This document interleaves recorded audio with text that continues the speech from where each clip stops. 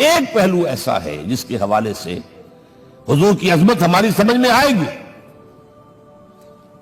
حضور ایک انسان کی حیثیت سے کیا تھے, ایک باپ کی حیثیت سے آپ کا کیا طرز عمل تھا. ذرا یاد کیجئے, جگر گوشہ رسول حضرت فاطمہ بتول رضی اللہ تعالیٰ عنہ وہ حاضر ہوتی, ابا جان دیکھیے چکی پیس پیس کر یہ گھٹے پڑ گئے میرے ہاتھ میں, یہ کنویں سے پانی لاتی ہوں, مشکیزیں کہ یہاں پر بندیاں پڑ گئی. حضور اب تو عام لوگوں پر بھی آسانیاں ہیں, لوگوں کے ہاں غلام آ گئے ہیں, کنیزیں آ گئی ہیں, مال و دولت آ گئی ہے, مجھے بھی کوئی غلام کنیز عطا ہو جائے. اور آپ کو معلوم ہے یہ لخت جگر نور چشم محمد کی سب سے پیاری بیٹی صلی اللہ علیہ وسلم, کوئی شک نہیں اس میں, فاطمہ, کیا بیتی ہوگی حضور کے قلب پر. لیکن فرمایا کیا بیٹی, یہ دنیا کی چیزیں ہماری لیے نہیں ہیں, میں تمہیں اس سے بہتر شے دیتا ہوں. تسبیح فاطمہ ہر نماز کے بعد 33 مرتبہ سبحان اللہ, 33 مرتبہ الحمدللہ, 33 مرتبہ اللہ اکبر کہہ لیا کرو. لیکن سوچ لیجئے دل پر کیا گزری ہوگی صلی اللہ علیہ وسلم. حضرت عائشہ سے پوچھئے, حضرت خدیجہ سے پوچھئے, حضور کیسے شوہر تھے, آپ سے زیادہ خواتین کے حق میں نرم, گھر کے کام کا جھاڑو دے رہے ہیں, کپڑے جو ہے بوسیدہ انہیں سی رہے, گھر میں بیٹھے ہوئے یہ کام کرتے تھے. بہرحال ایک بات میں آپ سے عرض کروں, آپ انسان کی جس حیثیت کا بھی ذہن میں تصور کریں گے وہ ساری حیثیتیں محمد میں موجود ہیں صلی اللہ علیہ وسلم. محمد حاکم کی حیثیت سے بھی ہے, محمد سب سالار کی حیثیت سے بھی ہے, محمد قاضی القضات بھی ہیں, محمد ہیڈ آف دی اسٹیٹ بھی ہیں, محمد بیویوں والے بھی ہیں, اولاد والے بھی ہیں, محمد 5 وقتہ امام بھی ہیں, جمعہ کے خطیب بھی ہیں, مدرس قرآن بھی ہیں, مربی بھی ہیں, مزکی بھی ہیں, اور ہر میدان میں بلند ترین مقام. کوئی ایسی جامع شخصیت ملے گی؟ ہمارے ہاں تو حال یہ ہے کہ جو خطیب صاحب ہوتے ہیں وہ 5 وقتہ نماز کیسے پڑھا سکتے ہیں, ان کا تو اونچا مقام ہے.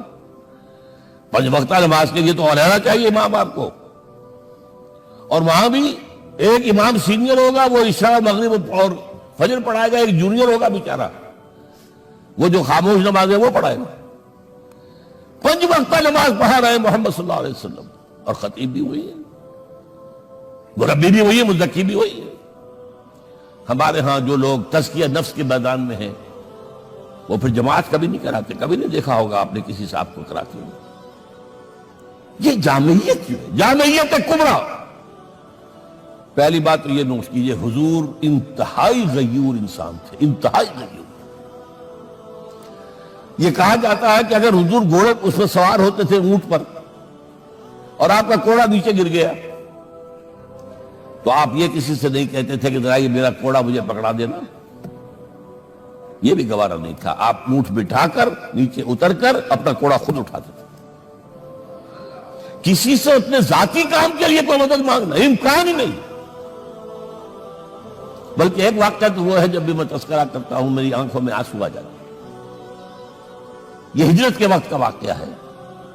آپ کو معلوم ہے حضور نے تمام مسلمانوں کو مکے سے جانے کی اجازت دی, چلے جاؤ مدینے, چلے جاؤ مدینے. آپ خود تھے موجود, اس لیے کہ رسول اپنے مقام کو نہیں چھوڑ سکتا وداؤٹ ایکسپریس پرمیشن فرام اللہ سبحانہ و تعالی. اب حضرت ابوبکر پوچھ رہے ہیں حضور اجازت آ گئی نہیں آئی, آ گئی نہیں آئی, دن گزر رہے ہیں. حضرت عائشہ کی روایت ہے کہ ایک روز ہم نے دیکھا دوپہر کے وقت آ رہے ہیں حضور, کپڑے سے اپنا سر جو ہے ڈھانپا ہوا ہے. عرب میں دوپہر کے وقت وزٹ کرنا جو ہے یہ ان کے خلاف دستور ہے, ان کی تہذیب کے خلاف ہے, یہ قیلولے کا وقت ہوتا. تو حیران ہوئے, آتے ہی فرمایا ابوبکر ہجرت کی اجازت ہو گئی. اب انتہائی خوشی سے اور بڑی امید میں کہ بڑی شاباش ملے گی, حضرت ابوبکر فرماتے عرض کرتے ہیں حضور میں نے 2 اونٹیاں تیار کر رکھی ہیں, خوب کھلا پلا کے انہیں فرما کیا ہوا ہے. یہ ہجرت میں ہمارے کام آئے گی؟